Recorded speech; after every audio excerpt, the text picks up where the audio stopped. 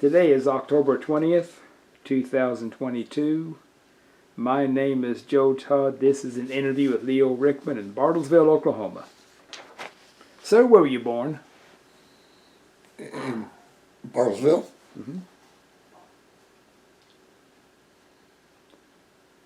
When's your birthday? September 24th, 1946. You're older than me. Mm. I was born September 28th, 1946. Mm. Memorial Hospital. Yep. Good old Memorial. Who was your doctor? Mm. Mine was Dr. Smith. Don't remember. Okay. Who was your father? Luther. Luther.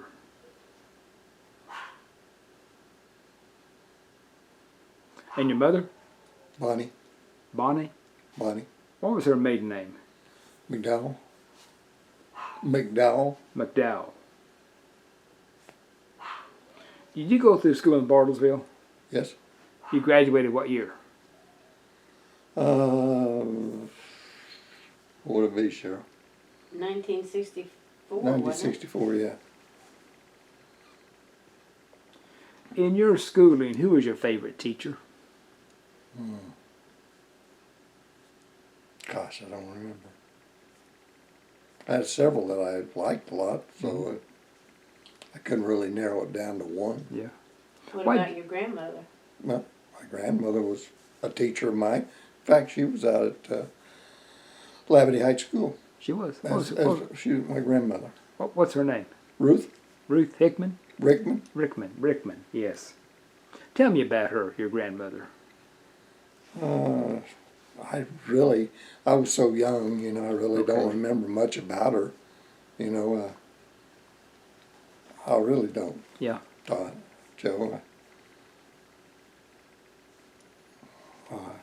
Not much I can tell you about Okay. What did you do for recreation in the summers when you were not in school? her. I guess I played a lot of ball. You climbed the mound? Excuse me, yeah, oh yeah. What did you do in the mound? I guess just look. We always look for rocks or whatever. I don't know. There were a lot of memorabilia up there on the mound. Mm-hmm. Climb Circle Mountain? No, No? never did that. Well, I That don't used know to be a why. good parking place Yeah. years ago, before they built all the houses. That is. Mm-hmm. What did you do after high school? Went to college at Oklahoma State. What did you study? Liberal arts, I guess. And you got your degree what year? Well, I didn't get my degree.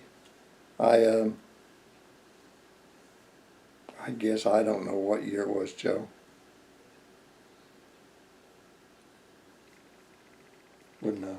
Well, it was Leo had worked for a year saving up money when he worked for Bill's Supermarket to go to school. And his father was a bit of a character, and he had gotten into some financial difficulty through playing poker, and he needed the money. So Leo, his dad, had him give him the money that he had saved for college, and he would pay him back whenever he needed money, supposedly the way it went. Well, Leo went on to OSU and went to school, but every time he needed money, his dad would, complain about it, or what do you need it, and it just got to the point where it was miserable, and then Leo married me, and it wasn't too long after that he quit school and came back here and got a job. When'd you get married? We got married in 1966, January 14th. This will be our 58th wedding anniversary in January. Give me your name. Cheryl, I went through school as Cheryl Holt. I was ahead of Leo. Okay. So I graduated in 1962. Okay.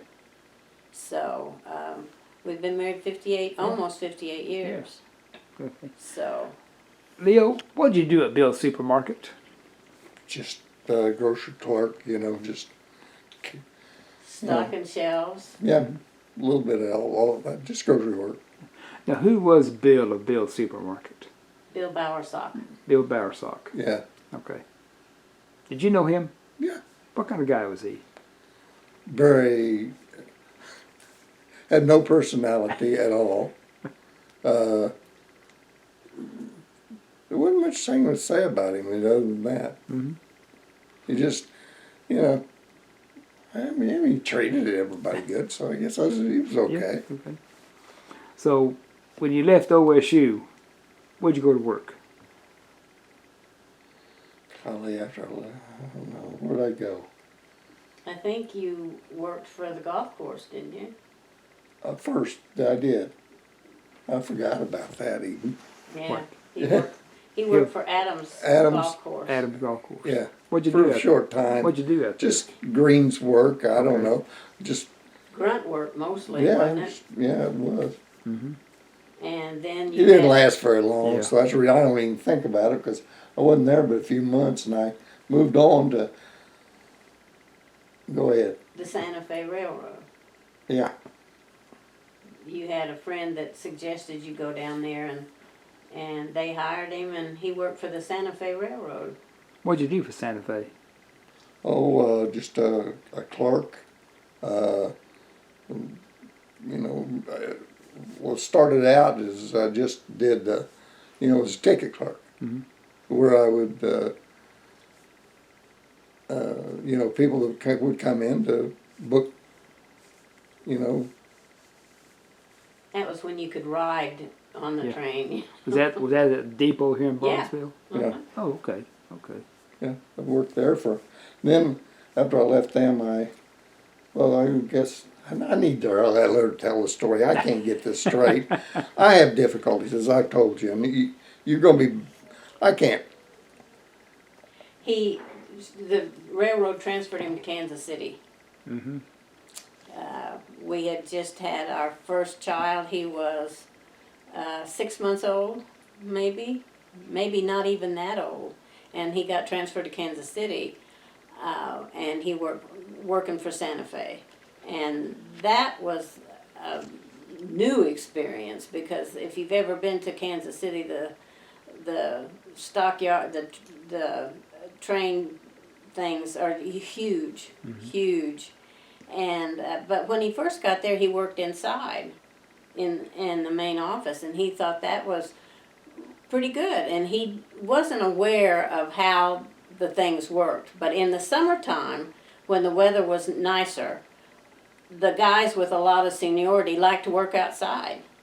But when it got cold and they got miserable, then they transferred inside. The people inside that didn't have the seniority got kicked outside.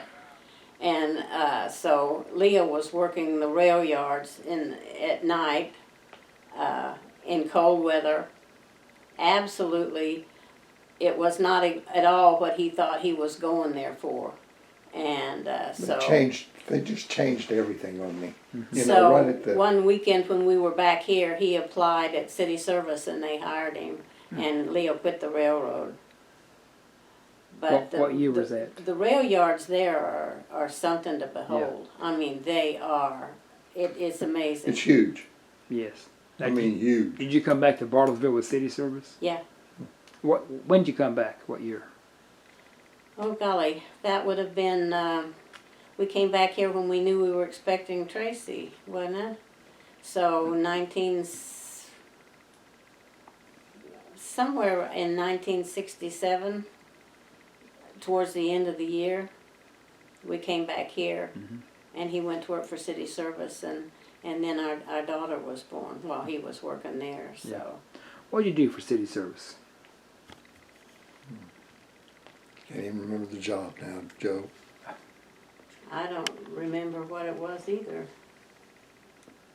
Did you work downtown in the city service building? Or okay. I was trying to remember. Well, I remember it had something that I can't even remember what it had to do with. We checked these bills. What we did, it was bills for them that we'd have to check them to make sure that they were getting what they pay for. Mhm. And that was my job, Okay. to check them. Now, did you move to Tulsa with city service? Mhm. When did city service move to Tulsa? Was it 69 Sounds about or right. 70, somewhere in there? I don't remember that myself. I told you I'm not a very good interviewer. You're doing fine. It's just my memory is just not there anymore, Joe. You know, and it's just, you know, some things I know I appear to be fine, Mhm. but other things I can't remember. Mhm. Cheryl's the reason I've got her here. She can fill in the gaps that you needed. Now, when did you move out to Sunset Lake? Let's see. We lived there for 14 years, did we? Guess about that. So we moved out there in 91, 92, something like that. Well, we just bought it for weekends and that stuff, and then we liked it out there so much that we rented out our house in town for a year and moved out there, and then we decided to sell the house in town and stay out there permanently. So Now, was Leo still working at this time? yeah, he was working for Reda Pump, Sebastian Equipment Company. He started with Reda Pump. Well, it wasn't Reda Pump. It was TRW. TRW. Yeah. And Yeah. so he, but he was working. When we did you lived out- transfer to TRW? What year? Do you recall?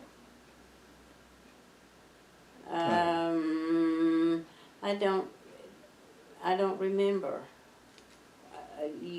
We were living in, well, all right, let's go back a minute. He was working at city service, and then he quit city service, and he went to work for, what was that name of that guy that had the grocery stores that we moved to Skytook and you worked for him?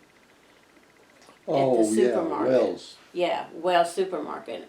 And he worked for them for quite a while. And then Stanley talked him My into brother. coming back here to work for TRW. Or was it TRW then when you first started back?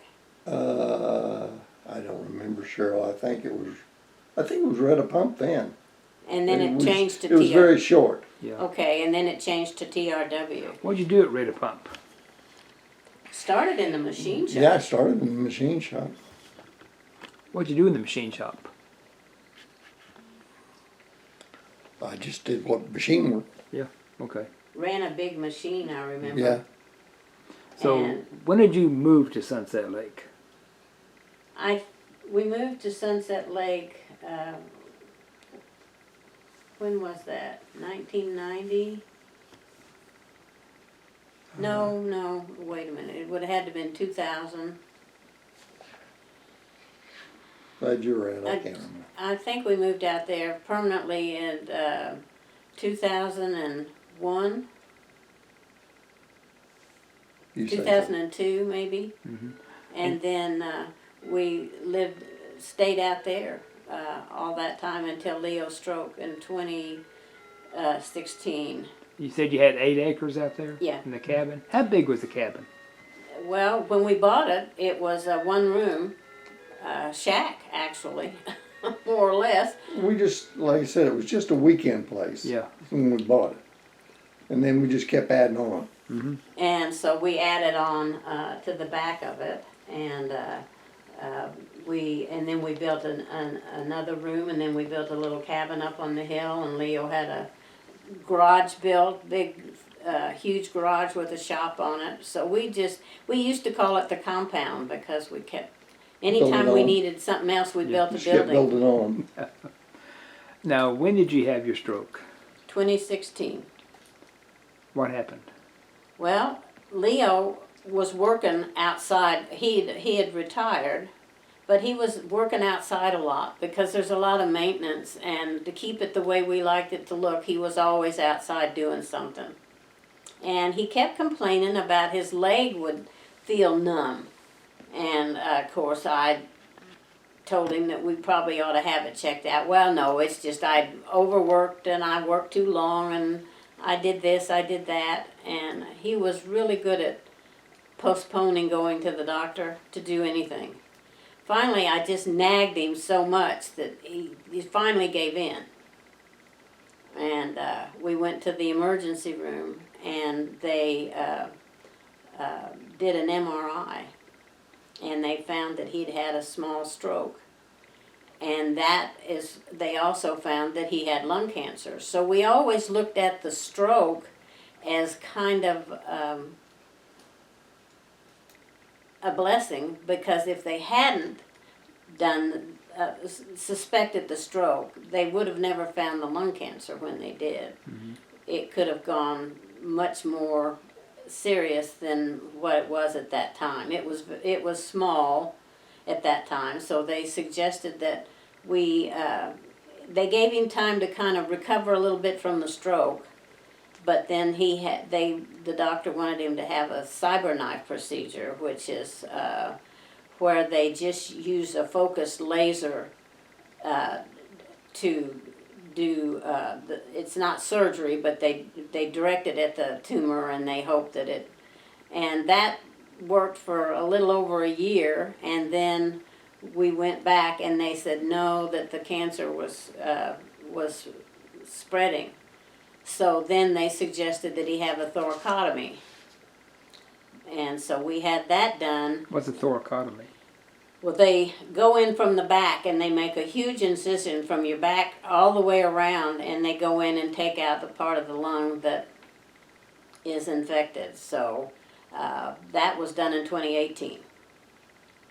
And he was to have CT scans every 6 months after that to make sure everything was like it was supposed to. And then last October, we were going in, he had his last CT scan, and we went in to see the doctor, and that was supposed to be the last time that we would have to go back.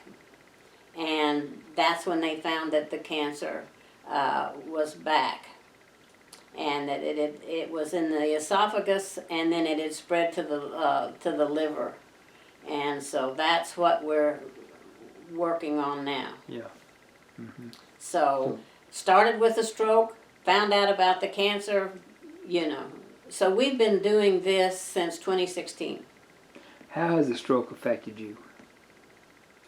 Really, I guess I'm not really complaining about this. It's really, it's been okay. I've learned how to deal with it. Mm-hmm. And it's just mainly the cancer, I guess, is the biggest. Mm-hmm. And you said the stroke has affected your memory. Yes. Yes. Now, what part of the body did the stroke affect? It was, I believe, the left side of his brain.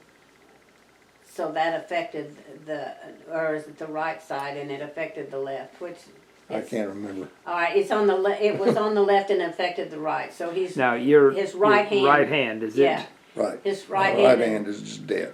Well, I say dead. I can move it. It's just numb. Okay. Yeah. But luckily, it didn't affect his speech.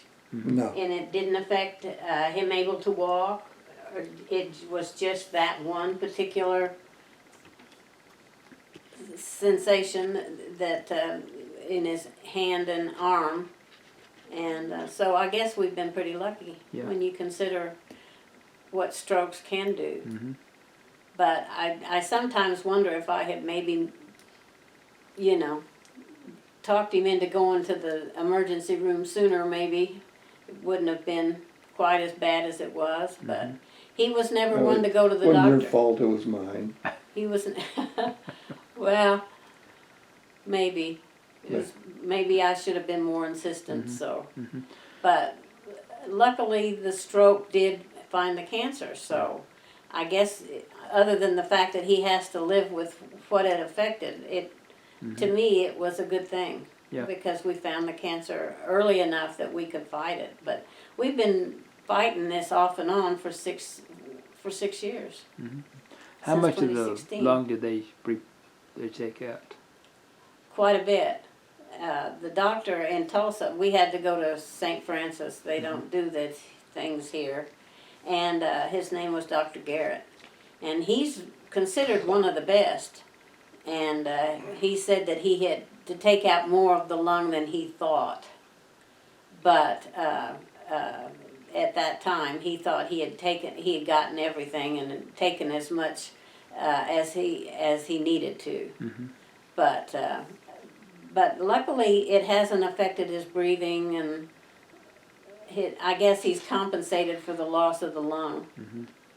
Now, what treatment do you have for the esophagus and liver? It's chemo. Chemo. He started chemo last November. So with next month, we'll have been on chemo for a year. Mm-hmm. So we just have to keep, the chemo will not take away all of the cancer. It's just mostly, it's a palliative thing. It's keeping the cancer under control and keeping it from spreading. Okay. So that's, you know. So it's all been positive reviews. I'm sorry? It's all been positive reviews that we The chemo has kept the kept cancer. the cancer, and they keep saying it shows less and less. So, you know, we're hopeful that that maybe we won't have to do quite as much chemo. Maybe just, he has another CT scan coming up the 28th of this month. And at that point, they'll decide, you know, what they want to do for treatment. It may be that we don't have to go every 2 weeks. Maybe it'll be like every 3 weeks. You know, just depends on what the doctor decides. But I think with all cancer, people dealing with cancers these days, they're pretty much trying to just keep it, people alive much, much, much longer than in the previous. And the cancer's treatments they have now are not as destructive as the cancer treatments were, say, even 10 years ago. They found new drugs, and so other than it makes him tired, and it affects his taste, and his lips are numb a lot of times right after chemo, and those things. But other than that, being tired and those things, that's been about the only effects that he's had. So we consider it, you know, pretty fortunate that. No, but you're doing pretty good then. I'm doing pretty good, yeah. Yeah. Okay. Sure. You have trouble getting around No. walking? Yeah, well, depends upon how much. yeah. Because if I can't overdo anything. Yeah. Can you drive? No. No, you can't drive. He stopped driving after his stroke. Okay. So I do all the driving. Well, But- hopefully it's going to get better. Well, I hope so. Or Yes. we can keep it at bay, Yes. whichever. Yes. But I do know that when you're dealing with these kind of things, your life kind of revolves around doctor's appointments, tests that they want to do, chemo, you know, so your life is kind of dictated by all of the other things that they're having to do.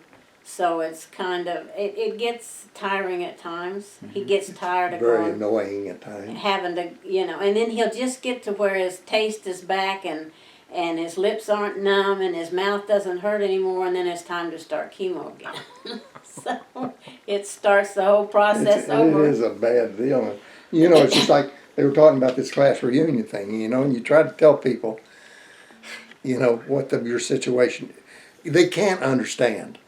And you know, you try, it's just because, I think because I can still talk, you know, you can't really express to them how bad it is. Yes. What you're dealing with, you know. And Well, or it's the hard. difficulties, You I can't should make, say the difficulties. Yes. You can't make long-term plans. No, there you go. No And when long-term plans. somebody says, you know, well, you know, are you coming or are you not? It will depend on how he feels that day. It's everybody wants to persist in getting me to commit to something, Yeah.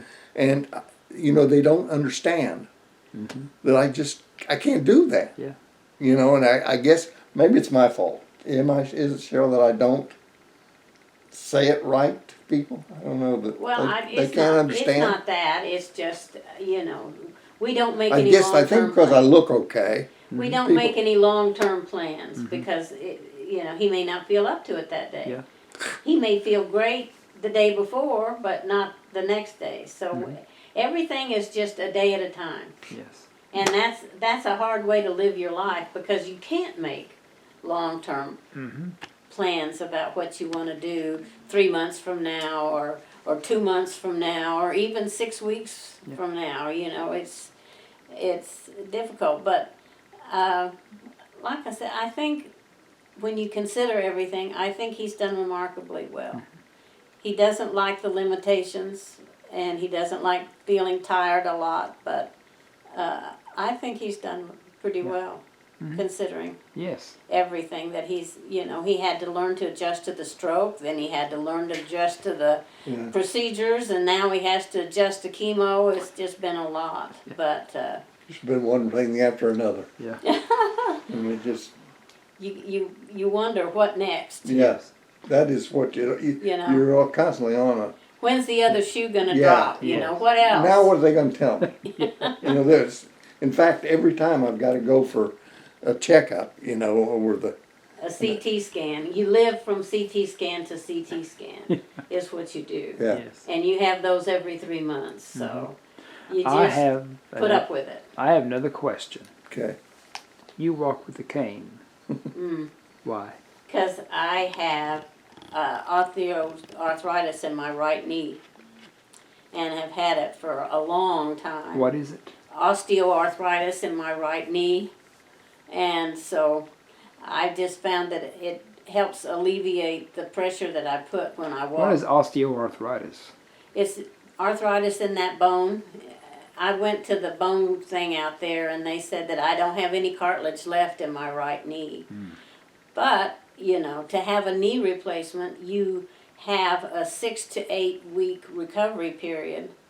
And I'm Leo's primary caregiver. I'm the one who does everything. So I don't have 6 to 8 weeks that I can be immobile and have things operate around here. I have, Leo cannot cook. Yeah. Now, do you have other people coming in to help with Leo? No, No. No. You do everything yourself. I do. Yeah. Well, he doesn't really need much care, but I mean, he can't cook. Yeah. And cook I with don't one hand. and I don't like him to do things in the kitchen because I've had accidents. well, You yeah, tell. he's had some dandies, but I remember one day he decided he was going to open up a can of soup, and so I thought, well, that's okay, he can do that, open some soup. And I went in there, and he put the soup in a bowl and put the bowl on the stove. And he kept saying, the bowl's too hot, I can't pick it up. I said, well, no, because you're supposed to put the soup in a pan and put the pan on the stove. You're not supposed to put it in the bowl. So I have to keep an eye on it because I'm never quite sure which method he's going to try in the kitchen, So I do everything. Yeah. Yeah. It's safer Yes. for him and it's safer for me, I guess. So Well, this is a very good interview. I can't believe you think Yes. so. Yes. Yes. I mean, I don't know. I think we ended up kind of looking pathetic or something. I'm beginning to think. That's the way I felt. Maybe even coming. we're And more then pathetic you- than I thought. even for you talking to us, even. Oh no, you look fine, and sounds like you're doing fine too. So. I am doing fine. Well, Yes. we take care of each other. Yep.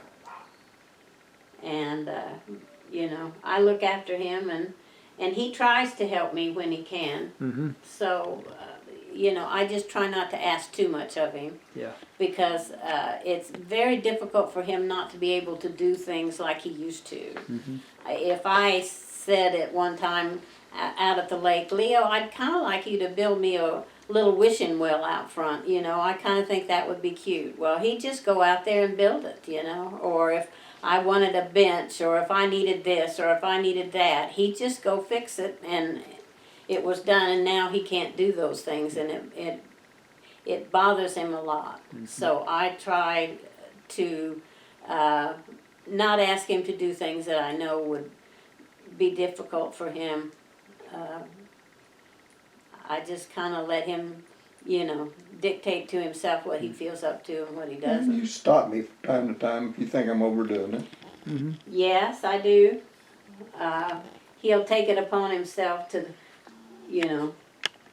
get out back and try and do too many things, and then when I realize he's been out there too long, I have to go check and make sure. Is it frustrating? Oh, frustrating. I can't even tell you how frustrating it is. It's just, when you're so used to doing those things, it's just really hard to say I can't do that anymore.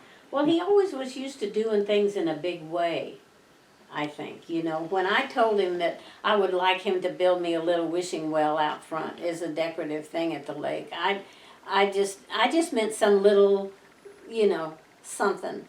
And he built me a wishing well that, honest to goodness, was huge, And I told him, I said, I didn't mean for it to be, that big. It's just everything he went to do, he did it on another scale. And now it's frustrating to him that he can't even do little things because he was used to doing all that stuff. You tell him, I want you to make something, he'd go out in the shop and he'd make it. Sold all my tools. I thought, well, I don't want to even be reminded that I've had them, because I knew I'd be tempted to try. Well, we had an auction when we sold the place, and I had never had an auction before, so I didn't know what was involved, and it was amazing to me. People bought stuff that I thought we were going to have to take to the dump. I mean, they just bought ridiculous things that we had kept out in the garage for no reason, and and they were wanting to buy everything that wasn't even nailed down. I had this one a blue heron statue of this bird that I had, and I told Leo, I said, put it in that little building so some lady found it and she was going to buy it. Leo had to grab it away from He said, that's not for sale. My wife told me I can't sell that. They were buying, they bought everything. They cleaned us out of the shop and the garage. I've never seen anything like it. It almost was scary that they, I had never experienced anything like that. So, we were lucky to come out with, a few little mementos. They were going to take everything. It was just, wow. And he sold all of his tools and all of that stuff. And now, since we've lived in town, we've found out we shouldn't have sold that. We shouldn't have sold that rake. We could use that, And so now we've had to go out and buy new. So we do everything backwards. I don't know. We learn things the hard way, I guess. Well, again, it's been a good interview, and I'm going to thank you. You bet. Thank you. And again, this is October 20th, 2022. My name is Joe Todd. This has been an interview with Leo and Cheryl Rickman in Bartlesville, Oklahoma. You got it. Thank you.